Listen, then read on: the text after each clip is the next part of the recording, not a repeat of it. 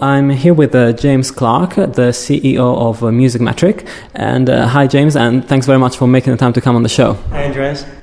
So let's start with the basics. What is Music and what kind of service do you provide? So Music is a music analytics application that sits on your desktop.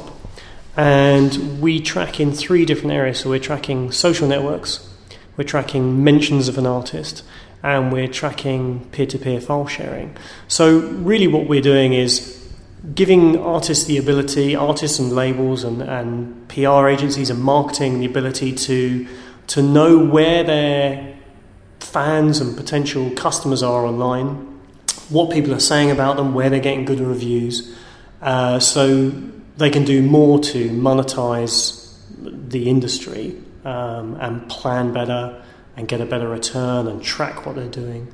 And so our tool helps bring together a lot of different information types into one easy dashboard. How did the company start out? How long ago? And how did it evolve from the initial idea to where it is now, where it's quite an established player? Well, Greg Mead, Maria Alicia Chang and Matthew Jeffrey met at university and had an idea around kind of using what Greg and Matt had kind of learned in university. So, Matt is a data warehouse engineer specialist and Greg Mead is a mathematical physicist graduate from Imperial. And they were both kind of thinking, well, we've got all these skills, we've got all this IT knowledge, we want to do something kind of good with it, and really wanted to do something in the music area. And originally had a lot of ideas about kind of tracking gigs and things like that.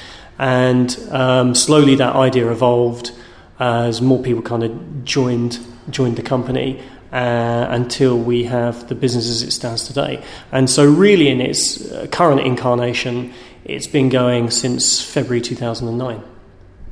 And data is everywhere online, so that's great, but it's hard to make sense of the data, especially if you're a musician or a band, because things can be very confusing out there.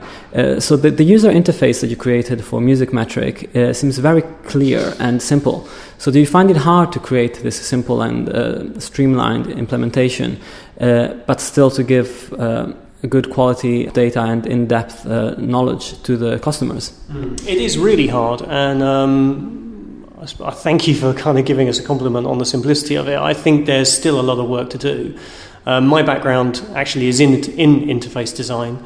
I used to work as a designer for many, many years and used to design the interface for the MSN website across the EMEA and for the UK.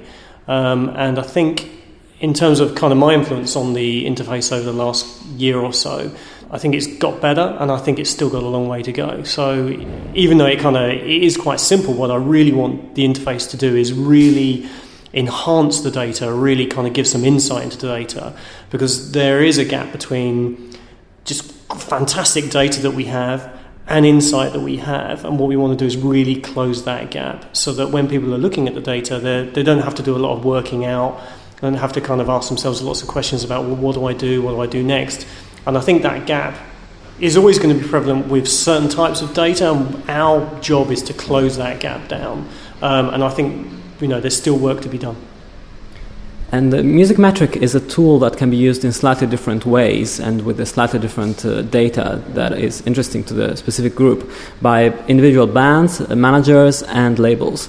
So how do you think Music can cater to those three different types? Well, that's one of the good things about the application we've designed, is that we can very easily control different sets of data for different groups. So if we look at an enterprise customer, they might be very interested in things like peer-to-peer file share tracking, looking at piracy, looking at the effects of piracy on their other businesses, looking at data from their iTunes data to their Spotify data to the piracy data to see which ones are affecting which. Whereas that might not be as important to somebody who's maybe a budding artist. So what we can do is control the different types of data that go into the application very easily. And what we've been doing over the last year, I suppose, although that kind of finished a while ago, is we've been kind of collecting a lot of feedback from artists, from labels, from marketing companies to really find out what they want in their part of the app. So really, it's pretty trivial for us to customize the app depending on who you are. What is the customer's reaction to Music Metrics so far? And what are the features that you see people using the most and that they find most intriguing about the service? One of the real wow factors we get is with the peer-to-peer file sharing data, because we collect data hourly, globally, down to a postcode level. And so when we show how many downloads of X, Y, and Z is happening in a specific town, that has quite a wow factor. And that data is improving all the time. We're able now to look at who's downloading what track and what are the associations, what are the other things they're downloading at the same time, so we can look at relationships between different artists and things like that. So that's constantly growing. But the impression that we've had from showing it to people is still there's a great kind of wow factor, which makes us really happy. And although we could kind of stop there, we're constantly challenging ourselves and we're constantly collecting feedback, so we're constantly improving. So the thing is, literally in the last couple of months, the application has dramatically kind of changed over time based on customer feedback, and we're going to carry on doing that. And you're following a huge amount of artists online and tracking all the data surrounding them. Do you store that data? For how long do you store it? And if you do store it, how do you do it? Because it must be a huge amount. It is huge amounts. We store everything. We never lose anything. Historically, we can go back to collect data, from blogs or review sites. We can go back as long as the site has been going, because we can check the dates and collect historically. For peer-to-peer file sharing, as we discover new artists or an artist has a new release, we'll kind of track either from when we know the release is up and coming, because sometimes it gets leaked in advance, and so we try and track from that point. But we are collecting vast amounts of data, and so storage is one of the things that we have to budget for.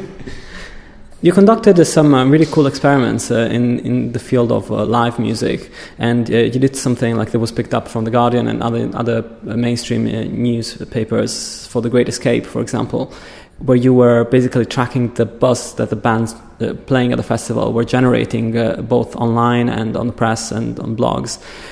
So what do you take away from that experience, and do you think you're going to be working a lot more in the live arena just to help the bands understand what the impact of live has on their actual sales and activities?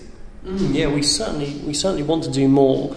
I suppose to go back a step is to look at the data we have currently. So looking at peer-to-peer file sharing, for example, looking at the geographical location of people on social networks, looking at where you have a following internationally and where you're getting mentioned internationally, to help plan where to, say, for example, tour or play and things like that. And then, for example, when you are touring, when you are playing, when you know where the following is, being able to track that back and see what reviews and what mentions you're getting kind of gives you this whole before and after history. And so that's really the clear picture that we want to kind of give artists or managers, is to say, where are you likely to get the best response? And then this is the response you got. So we really want to kind of close that whole circle. Semantic search is a big thing for Music Metric, because not only you go and find, for example, the Twitter messages that talk about a specific band or an album, but you also try and understand whether people are talking about it positively or negatively. So is that a massive challenge? Is it hard to develop technology that can actually work out whether people are talking in a positive or negative way about something? And how do you go about getting that up to speed? Well, that is a lot of the development team's specialism. So really at the heart of what we're doing is really finding out how people feel about something, about a band, about a track. Yeah, so I suppose what we want to do is we want to give a temperature of a band or an act and to see how people are reacting to it. So we need to be able to break that down into very specific sets. And what we do is we can look at people's impression of a track, the general artist. We can look at their affinity with different brands and things like that, which we're implementing at the moment, to really give a very broad impression of of what people are saying about an artist, because it's really important to kind of know where you're getting a great response. And the other thing we think is really important is to track artists that are not necessarily your own, to see where they're getting positive reviews, because the thing is, there might be kind of blogs or review sites that are very positive around your genre, around your type of music, that you can approach, that you might not be approaching already. So it really gives you avenues to kind of go, avenues to take your kind of artist. And I think that's really important. In Music Metric, you're able to track a chain of events. So basically, if you, for example, you have a blog post that is posted on an important music site, or an article that comes out on a mainstream newspaper, you can actually sort of see the reaction snowball from there, and see all the social media reactions and the retweets and the MySpace posts. And the same if a video goes viral on YouTube, you can get the same kind of reaction. In terms of the importance of these mediums, do you think that video is still the most important way in which artists can get a break, especially if they're not particularly well known? Or are music blogs as relevant as they were maybe like 3 or 4 years ago?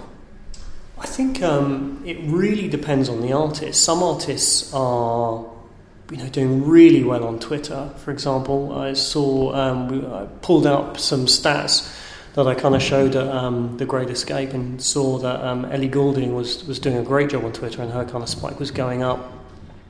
Some artists have just an incredible following on the blogs. And so it really depends on your artist. But that doesn't mean to say that you should just keep going in the areas that you're already in. I suppose what we're looking to do is show you different avenues, show you different opportunities online. In terms of kind of broadly how influential are these different mediums, it really breaks down differently in different genres, different artists and things like that, so it's quite hard to kind of just say generally. But I think I was having conversations with a lot of people who kind of talk about how blogs are almost like the kind of new college radio in terms of promoting smaller bands and breaking bands, and looking after people that kind of run blogs is really important. So I think in terms of keeping them up to speed with the latest goings on, putting out kind of early releases of tracks and things like that, and just getting them to kind of promote your band, and identifying those blogs we think is really important. So that's part of what we try and do is where are artists like you getting great reviews. So when you sign up for a Music Metric account, obviously you don't just track your artists, you track artists that maybe are similar size, maybe they're in a similar genre, and so you're really getting an idea about where other people are getting traction and finding those opportunities. So I think in terms of blogs, videos, tweeting, you really get an impression of, okay, well, look, how are other people doing that are like me? Where are those fans? What are they doing? What are they saying? How can I really gain some momentum? And so the thing is, starting from scratch is always hard, but if you can follow somebody's lead, it makes life a lot easier. And finally, how are you planning to develop the brand of Music Metric? How are you planning to expand the service? And are you working on any new features that you'd like to talk about? It's constantly evolving, as I said before, even very quickly. It's kind of a lot of rapid kind of change going on at the moment. We're doing a lot of work with our peer-to-peer file share tracking. As I said, kind of looking at slicing the data in different ways so you can make relationships and you can see a lot more data around, what is going on where and how and what are the influences on that. But just kind of increasing the breadth of the data we're collecting, and also closing this gap, as I talked about, around the fantastic data and having an insight and knowing what to do with that data. So a lot of the work we're doing there is just increasing all the time. But in terms of special kind of projects, I mean, the one thing that we're also spending a lot of time in is, broadening our semantic tools. So they're ever increasing because we use machine learning techniques. Obviously, those tools are self-learning and constantly kind of improving. So we want to get our accuracy rate up to be one of the best in the world. At the moment, it's very high, as you can see from our blog posts around the semantic analysis that we do. And so what we really want to do is be the best in class, just be providing just the most fantastic data, making sure that data is really relevant to people, and just enable the industry really to seize new opportunities, to really kind of delve into some areas online on social networks and maybe in blogs and reviews that they might not have gone to before. Cool, well, fantastic. Thank you very much, and have a great day.